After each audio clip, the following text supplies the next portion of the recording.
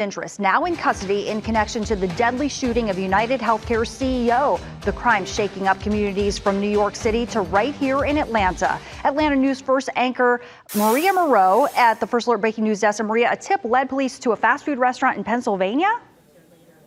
That's right, Joy. 26-year-old Luigi Mangione had a weapon consistent with the gun used to kill UnitedHealthcare CEO Brian Thompson. Police say that he found him after getting a tip at a McDonald's in Altoona, Pennsylvania, of a man matching the description of the suspect they were looking for. Now, authorities say they found clothing, a mask, and a fake ID matching what they believe the suspect used. They also found a handwritten document police say spoke to his motive. During a press conference, authorities credited photos sent out to the public and media with help in this investigation. The NYPD provided these photos to numerous media outlets. Local, national, and international outlets released the photo via television, print, social media, and online content. Luckily, a citizen in Pennsylvania recognized our subject and called local law enforcement.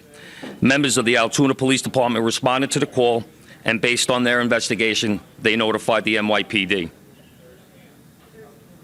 Now, authorities at this time saying this investigation is still ongoing. We are going to continue to follow every development and dig into who this man is online and on air. Bring that right to you as soon as we get any information.